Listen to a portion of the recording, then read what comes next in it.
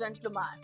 CM ಕುರ್ಚಿ ಕಾವೇರಿದೆ. ಗದ್ದೆಗೆ ಗುದ್ದಾಟದ ನಡುವೆ ಸುವರ್ಣ ವಿಧಾನಸೌಧದಲ್ಲಿ ಚಳಿಗಾಲದ ವಿಧಾನ ಮಂಡಲ ಅಧಿವೇಶನ ನಡೀತಾ ಇದೆ. ವಿಧಾನಸಭೆಯಲ್ಲಿ ಗೃಹಲಕ್ಷ್ಮಿ ಗಲಾಟೆ ಕಾವೇರಿತ್ತು.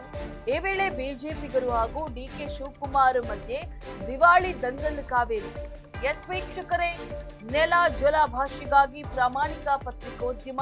ನೀವು ನೋಡ್ತಾ ಇದ್ದೀರಾ ಫೋಕಸ್ ಟಿವಿ. ನಾನು ಪವಿತ್ರ.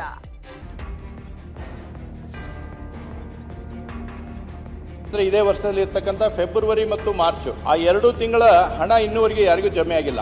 ಆಗಸ್ಟ್ ವರೆಗೂ ನಾವು ಕ್ಲಿಯರ್ ಮಾಡಿದ್ದೇವೆ. ಮಹಿಳೆಯರು ಅವ್ರು ಏನೇನು ಕಮಿಟ್ಮೆಂಟ್ ಮಾಡ್ಕೊಂಡಿರ್ತಾರೆ, ಮಂತ್ರಿಗಳು ಹೇಳೋದೆಲ್ಲ ಸುಳ್ಳೆ ಸುಳ್ಳೆ ಸುಳ್ಳೆ ಅಂತ ಆಗೋದ್ರೆ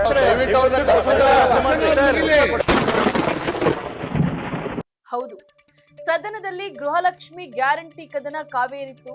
2 ತಿಂಗಳ ಗೃಹಲಕ್ಷ್ಮಿ ಹಣ ಬಂದಿಲ್ಲ ಅಂತ ಹೇಳಿ ಬಿಜೆಪಿಗರು ಸರ್ಕಾರದ ವಿರುದ್ಧ ಸಮರ ಸಾರಿತ್ತು. ಗೃಹಲಕ್ಷ್ಮಿಯರಿಗೆ ಹಣ ಬಂದಿಲ್ಲ ಅಂತ ಹೇಳಿ ಗೊತ್ತಿದ್ರೂ ಕೂಡ ಇಲಾಖೆ ಸಚಿವೆ ಲಕ್ಷ್ಮಿ ಹೆಬ್ಬಾಳ್ಕರ್ ಅವರು ಸದನಕ್ಕೆ ತಪ್ಪು ಮಾಹಿತಿಯನ್ನ ನೀಡಿದ್ದಾರೆ ಅಂತ ಹೇಳಿ ಬಿಜೆಪಿಗರು ಆಕ್ರೋಶವನ್ನ ವ್ಯಕ್ತಪಡಿಸಿದ್ರು. ಒಬ್ಬ ಅಧಿಕಾರಿ ಹತ್ರ ಸರಿಯಾಗಿ ಉತ್ತರ ತಗೊಳಕ್ ಆಗಲ್ಲ ಅಂತ ಹೇಳಿದ್ರೆ ಮಂತ್ರಿಗೆ, ಹಾಗಾದ್ರೆ ಮಂತ್ರಿಗಳಿಗೆಲ್ಲ ನಾವು ಏನು ಇವಾಗ ಮಂತ್ರಿಗಳೆಲ್ಲ ಬಂದ್ ಕೂತಿದ್ದಾರೆ, ಎಲ್ಲ 4-5 ಜನ, ಅವ್ರು ಕೊಡೋ ಸತ್ಯ ಅಂತಾನೆ ನಾವು ತಗೊಳೋದು. ದಯವಿಟ್ಟು ಅವ್ರು ಕರ್ಸಿ ನಾವು ಕರ್ಸೋ ಇಲ್ಲ ಸನ್ಮಾನ್ಯ ಅಧ್ಯಕ್ಷರೇ, ಅಧ್ಯಕ್ಷೆ 3 ದಿನದಿಂದ ಸದನದಲ್ಲಿ ವಿಷಯ ಚರ್ಚೆ ಆಗ್ತಾ ಇದೆ. ಸದನಕ್ಕೆ ತಪ್ಪು ಒಂದ್ ನಿಮಿಷ ನಾನು ಕ್ಲಾರಿಫೈ ಮಾಡ್ಬಿಡ್ತೀನಿ. ತಪ್ಪು ಮಾಹಿತಿಯನ್ನು ಕೊಟ್ಟಿದ್ದಾರೆ. ನೀವೇ ಹೇಳಿದಂತೆ ಹಣದ ವಿಷಯ ಅಲ್ಲ, ಇಲ್ಲಿ ಸದನಕ್ಕೆ ತಪ್ಪು ಗೌರವ ಕೊಟ್ಟಿದ್ದಾರೆ ಅಂತ. ಇವತ್ತಿನ ಕ್ವಶನ್ ನಲ್ಲಿ ಅವ್ರದೇ ಇಲಾಖೆಯ ಕ್ವಶನ್ಸ್ಗಳಿದೆ. ಎಗೇನ್ ಮತ್ತೆ ಆ ಕ್ವಶನ್ಗಳು ಸುಳ್ಳು ತಪ್ಪು ಸರಿನೋ ನಮಗೆ ಅಂದಾಜಾಗಲ್ಲ. ದಯಮಾಡಿ ಅದನ್ನ ಕರೆಸಿ ನೀವು ಕ್ಲಿಯರ್ ಮಾಡತಕ್ಕ ಕ್ವಶನ್ ಅವ್ರು ನಡೀಲಿಕ್ಕೆ ಸಾಧ್ಯ ಇಲ್ಲ. ಕ್ಲಿಯರ್ ಮಾಡಲಿಲ್ಲ ಸಾಧ್ಯ ಇಲ್ಲ ಸರ್. ನೀವು ಹೆಂಗ್ ಬೇಕಂತ ಸದನ ನಡೀಲಿಕ್ಕೆ ಆಗಲ್ಲ. ಕೊನೆಗೂ ಇಲಾಖೆ ಸಚಿವೆ ಲಕ್ಷ್ಮಿ ಹೆಬ್ಬಾಳ್ಕರ್ ಅವರು ಸದನದಲ್ಲಿ ಕ್ಷಮೆ ಯಾಚಿಸಿದ್ರು. ಈ ವೇಳೆ ಒಬ್ಬ ಮಹಿಳೆ ಎಂದು ಬಿಜೆಪಿಗರು ತಮ್ಮನ್ನ ಟಾರ್ಗೆಟ್ ಮಾಡಿದ್ದೀರಾ ಅಂತ ಹೇಳಿ ಆಕ್ರೋಶವನ್ನ ವ್ಯಕ್ತಪಡಿಸಿದ್ರು. ವಿರೋಧ ಪಕ್ಷದ ಎಲ್ಲ ಸದಸ್ಯರಿಗೆ ಕೇಳಲಿಕ್ಕೆ ಬಯಸ್ತೇನೆ, ನಾನು ವಿಷಾದವನ್ನು ವ್ಯಕ್ತಪಡಿಸ್ತೀನಿ. ಆ ವರ್ಡು ಮಾನ್ಯ ಸುರೇಶ್ ಸಾಹೇಬರಿಗೆ ಇಷ್ಟ ಆಗಲಿಲ್ಲ ಅಂದರೆ ನಾನು ಕ್ಷಮೆಯನ್ನು ಕೂಡ ಕೇಳಲಿಕ್ಕೆ ಬಯಸ್ತೇನೆ. ಆದರೆ ಒಬ್ಬ ಮಹಿಳೆ ಅಂತ ಹೇಳಿ ಈ ಮಟ್ಟಕ್ಕೆ ತಾವೆಲ್ಲ ಮಾಡ್ತಾ ಇದ್ದೀರಲ್ಲ, ಯಾವ ಮಟ್ಟಕ್ಕೆ?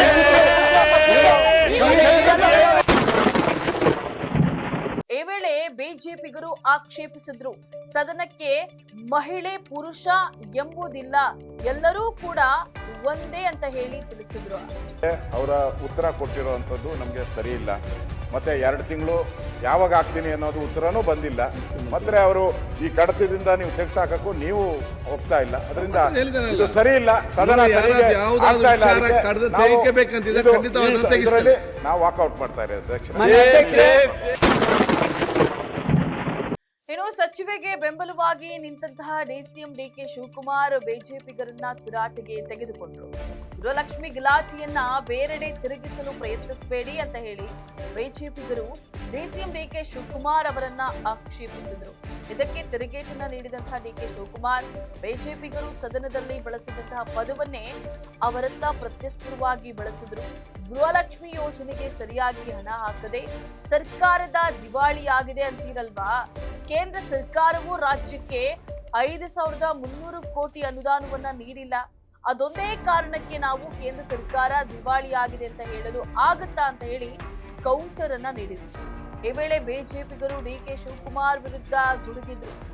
ಗ್ಯಾರಂಟಿ ಯೋಜನೆಗಳನ್ನ ಘೋಷಣೆ ಮಾಡಿದಿರಿ, ಆದ್ರೆ ಸರಿಯಾದ ಸಮಯಕ್ಕೆ ಯಾವುದನ್ನು ಕೂಡ ತಲುಪಿಸ್ಲಿಕ್ಕೆ ಆಗ್ತಾ ಇಲ್ಲ. ಸರ್ಕಾರ ದಿವಾಳಿ ಆಗಿದೆ, ಆ ಕಾರಣಕ್ಕೆ ಇದನ್ನು ಕೊಡ್ತಿಲ್ಲ ಅನ್ನೋದನ್ನ ಹೇಳಿ. ನೀವು 3 ದಿನ